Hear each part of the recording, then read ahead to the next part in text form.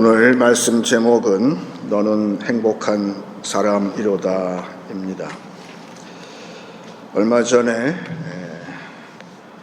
대학생 소녀가 생일을 맞이해서 당신은 사랑받기 위해 태어난 사람, 그런 찬양을 불러주었습니다. 우리의 행복의 근원은 어디에 있을까? 그것은 내가 사랑을 받기 원하는 데에 있습니다. 모든 사람이 지금 사랑을 받기 원하고, 될 수 있으면 나를 더 많이 사랑해달라, 그렇게 외치고 있습니다. 그런데 우리는 과연 사랑을 할 수 있는 사람인가? 우리의 내심 속에 있는 것은 아무리 봐도 나는 사랑할 능력이 없어서 더 문제가 되는 것입니다.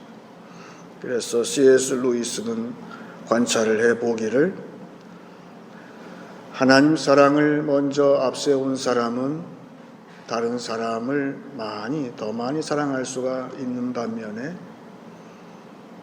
가까운 내 이웃과 내 친족을 사랑을 먼저 앞세울 때에는 이것저것 전부 다 사랑할 수 없더라, 그렇게 이야기를 했습니다.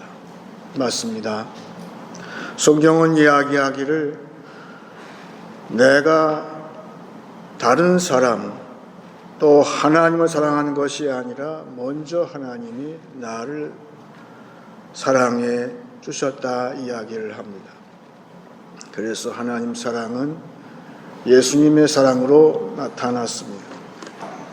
하나님께서 나를 사랑하시기 때문에 먼저 그의 아들을 나에게 보내시고, 그를 죽기까지 하나님께서 나를 먼저 사랑하시고, 사랑이 무엇인지, 사랑이 어떤 것인지, 하나님의 사랑이 어떤 것인지 나에게 알려주셨기 때문에 나는 오늘도 사랑이 뭔지를 알 수가 있고, 하나님의 사랑을 내가 앞세울 때에 다른 사람을 사랑할 수 있다는 사실을 알 때에, 과연 나는 누구인가? 나는 사랑받기 위해 태어난 사람이고, 나를 먼저 사랑하신 하나님이 있기 때문에 나는 행복하다, 이런 고백이 나오는 것입니다. 오래전에 비행기가 추락을 해가지고 생존자가 없는 가운데서 기적적으로 어린 소녀 하나가 살아났다고 그럽니다. 처음에는 그 고속도로에 추락한 비행기 때문에 구경하던 그 자동차에서 나온 소녀였다, 그렇게 생각했는데, 그 소녀의 몸에 피가 많이 묻어 있는 거예요. 그래서 그 조사반이 조사를 해보니까 그 자초지종이 나오는 것이죠. 비행기가 추락하는 그런 즈음에 그 어머니와 같이 탔는데, 그 어머니가 그 안전벨트를 풀고 이제 바닥에 쭈그리고 앉아서 비행기가 추락할 즈음에 자기의 딸을 감싸 안았다는 거예요. 그래서 그 몸으로 감쌀 때에 자기는 죽어가면서 이 안에 있는 그 소녀가 어머니의 그 품 안에서 무사할 수 있었다는 사실을 밝혀냈다는 실화를 제가 보았습니다. 우리 부모님의 사랑은 어떤 사랑인가? 하나님의 사랑을 받아서 끝까지, 우리 부모님은, 자식들은 부모님들을 끝까지 모실 수 없지만 부모의 마음은 끝까지 자식을 향해서 그 사랑의 줄을 놓지 않는 것입니다. 그래서 그 사랑을 우리 예수님께서 가르쳐 주셨어요. 요한복음 13장 1절에 유월절 전에 예수께서 자기가 세상을 떠나 아버지께로 돌아가실 때가 이른 줄 아시고 세상에 있는 자기 사람들을 사랑하시되 끝까지 사랑하시니라. 지금 죽으시기 위해서 이제 그 죽음의 위협 앞에 있으신 분이 예수님이셨어요. 그런데 이 땅에서 제자 삼았던 저들을 끝까지 사랑하셨다 그랬습니다. 지금도 우리 예수님은 어떤 분이신가?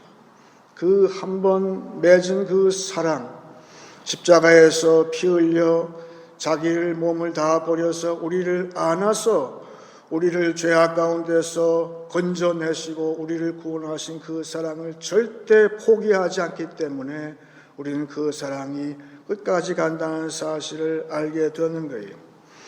이 하나님의 사랑은 먼저 시작하셨고 또 그 사랑은 끝까지 나를 책임지시고 나를 인도하시고 나를 죽을 때까지 이 세상 끝날까지 나를 사랑하신다는 그 사실 때문에 그 사실을 내가 알기에 그런 사랑받은 나는 과연 행복한 사람인 것입니다. 20년 전에 미국의 볼티모어에 빈민가가 많다고 그러는데 한 교수님이 조사를 시켰어요. 제자들을 시켜서, 사회학 교수님이시니까. 그래서 그 슬럼가에 가서 그 아이들을 한번 조사해서 그 아이들의 장래를 한번 예측을 해봐라. 그래서 200명의 소년을 탐문을 해가지고 돌아와서 그 학생들이 내린 결론은, 교수님, 우리가 관찰해 보니까 저들 가운데 아마도 95%는 나중에 교도소 신세를 질 것 같습니다. 그리고 20년이 흘러서 같은 교수님의 다른 제자들이 그 200명의 소년들의 지금 현재의 모습을 탐문을 했어요. 그런데 200명 가운데 180명만 생존이 됐다고 그래요. 근데 반대로 180명 가운데에 4명만이 교도소에 경험이 있고 나머지는 전혀 멀쩡하게 잘 사회에서 활동을 하고 있다는 사실을 알게 됐어요. 놀란 사실이죠. 그런데 그 180명 가운데에서 100명이 넘는 소년들, 지금 청년 돼가지고 있는 그 사람들의 공통점이 있는데, 그 학생 시기에, 사춘기 시기에 같은 선생님 밑에서 교육을 받은 것이 발견됐어요. 그래서 선생님 이름이 딱 나와서 어디 계신가 봤더니만 지금 이제 연로하셔서 그 너싱홈, 요양원에 계신 분을 찾아가서 이 사실을 얘기하고, 그 청년들이 그 당시에는 도저히 전부 다 나쁘게 될 것 같았는데 어떻게 지금 이렇게 잘 성장해서 아주 사회에 기여를 하는데 그 비결이 뭘까요? 선생님이 가르칠 때 비결이 뭡니까? 물어보니까 비결이 뭐 있겠어요? 그냥 저는 아이 하나하나 그냥 사랑해 준 것뿐인데, 그 사랑이 얼마나 힘이 있을까? 물론 그 선생님, 여선생님인데 그 선생님은 하나님의 사랑을 아신 분이기 때문에 그 사랑을 받아서 아이들한테 골고루 나누어 준 것뿐이다. 그 사랑의 능력이 그렇게 아이들을 잘 되게 했다.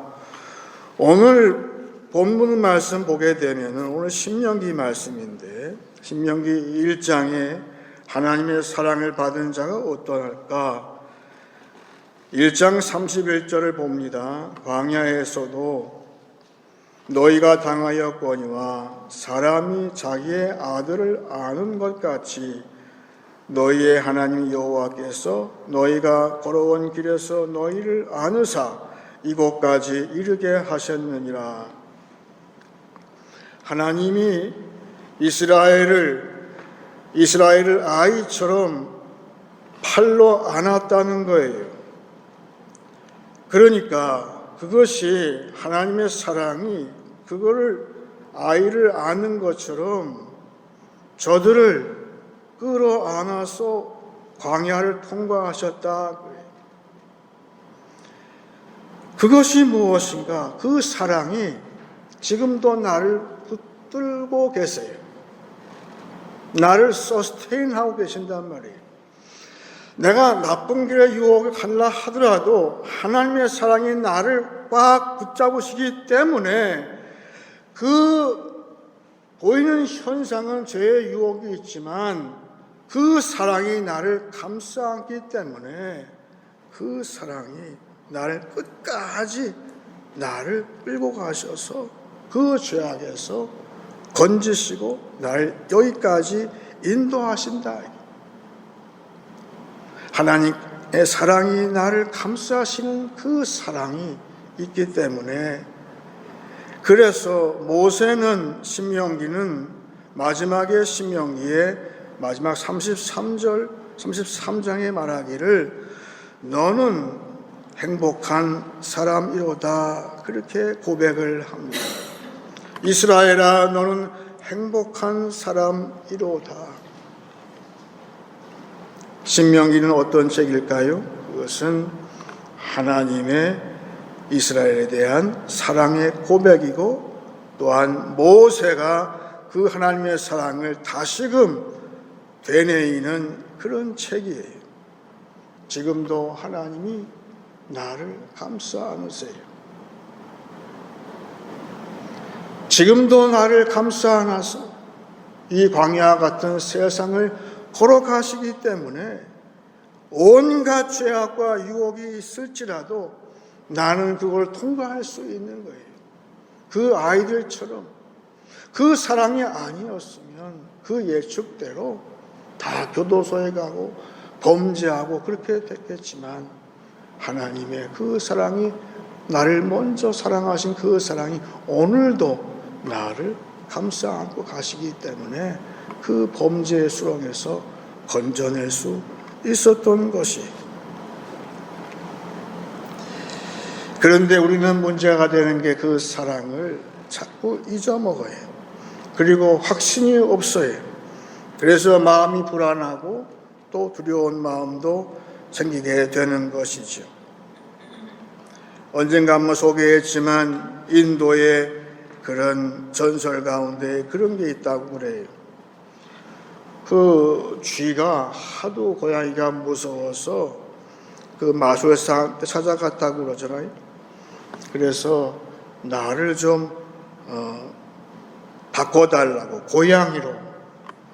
그래서 마술사가 불쌍해서 고양이로 바꿔줬어요. 근데 참 좋았죠. 이제 고양이가 됐으니까 같은 고양이니까 무서울 게 없었죠. 그런데 가다가 사나운 개를 만났다는 거예요. 그러니까 개가 무서워서 또 찾아갔어요. 저를 좀 개가 되게 해주세요. 개가 됐다는 거예요. 그런데 그게 끝이 아니죠. 그 다음에는 호랑이를 만나니까 무서워서 다시 호랑이로 바꿔줬다는 거예요.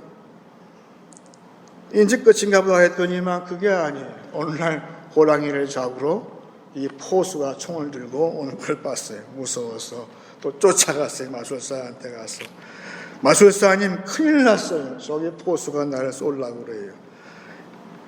그랬더니 이제 이 마술사가 너는 어떻게 된 게 모양은 호랑이인데 아직도 마음은 심장은 쥐냐.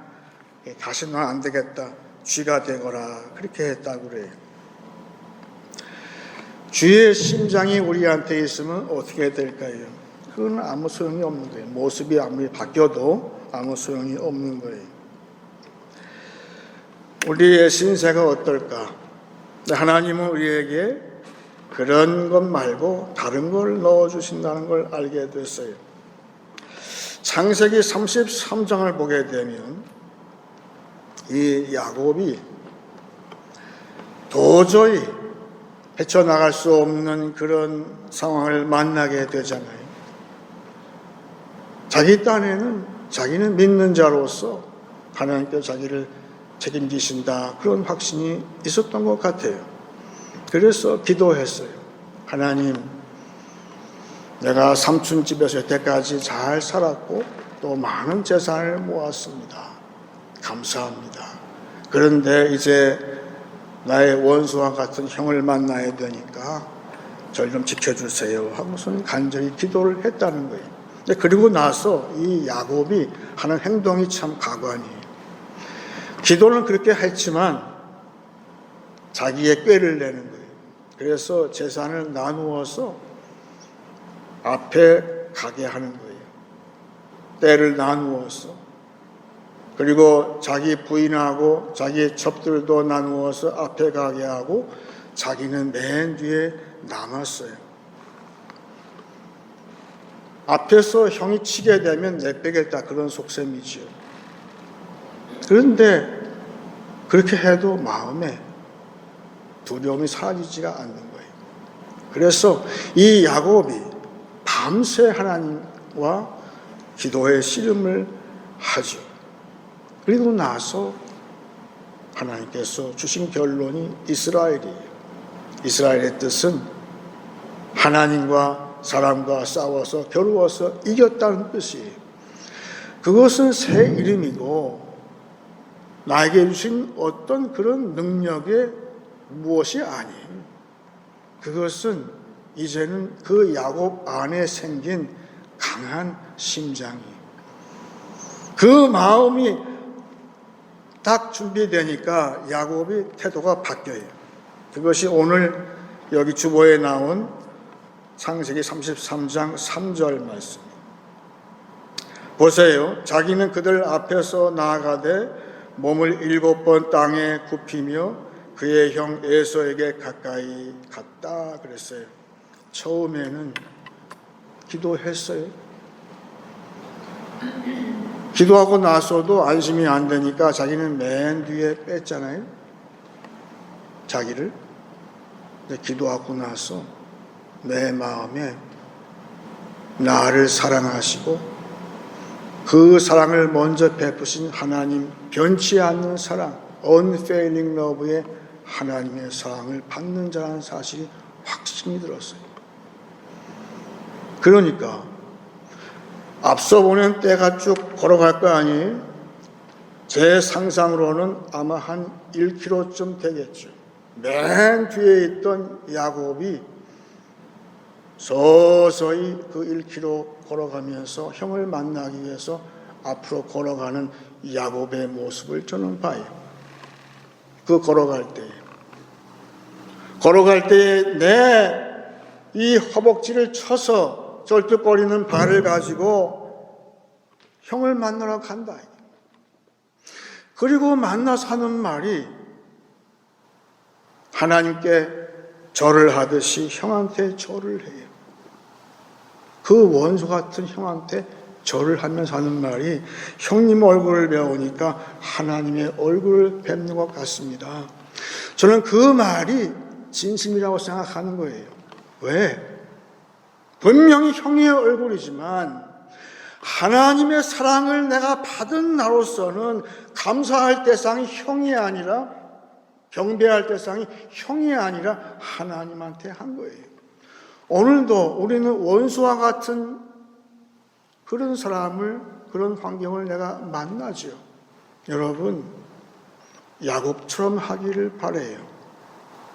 야곱처럼 하나님과 목숨을 건 씨름을 하고 나서 나는 나를 사랑하신 그 사랑은 절대 변하지 않는다. 그 확신을 가지고 나갈 때 원수 앞에서 내가 절할 수 있는 거예요. 오늘 본문 말씀에 그런 말씀이에요. 오늘 말씀의 배경은 민수기 13장에 나온 대로 그 아낙 자손을 봤을 때 낙심했을 때의 환경이에요. 오늘 본문 28절 5절 말씀부터 제가 읽습니다. 우리가 어디로 가랴? 우리의 형제들이 우리를 낙심하게 하여 말하기를 그 백성은 우리보다 장대하여 그 성읍들은 크고 성곽은 하늘에 닿았으며 우리가 거기서 아낙 자손을 보았노라 하는도다 하기로 내가 너희에게 말하기를 그들을 무서워하지 말라, 두려워하지 말라. 지금 모세의 말로 이야기했지만 그 당시에 민수기에 나오는 말은 갈렙이 했지요. 갈렙은 누굴까? 갈렙은 하나님의 사랑을 확신한 사람이에요. 기도한 후에 야곱처럼 하나님께서 나를 절대 안 버리신다. 그런 강심장이 있어요.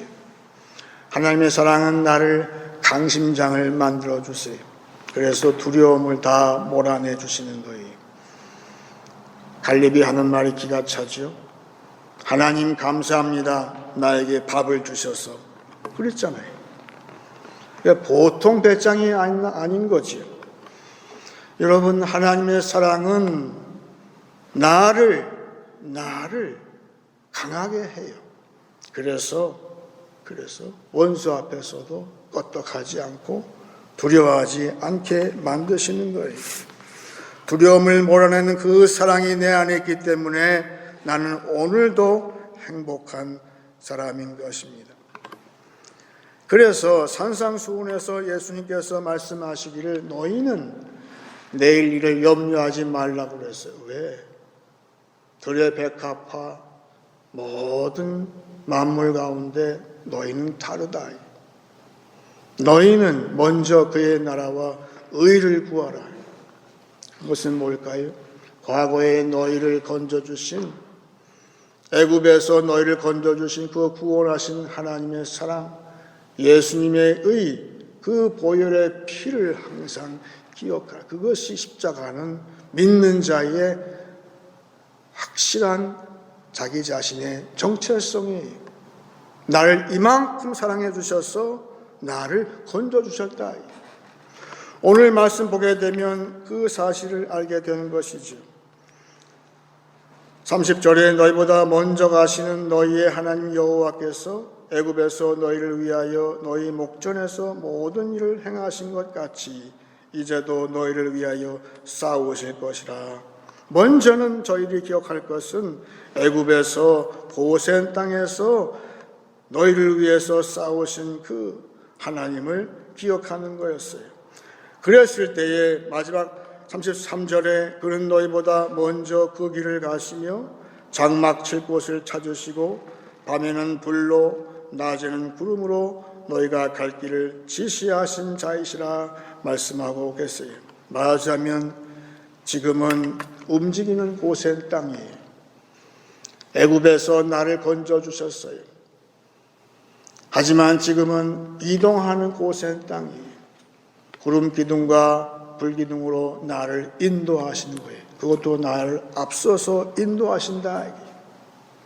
그런 하나님의 사랑이 내 앞에 있는데 내가 어찌 행복하지 않을 것인가. 오늘 모세는 우리에게 그렇게 말씀하고 있어요. 끝으로 제가 로마서 8장 35절 이하를 읽겠습니다.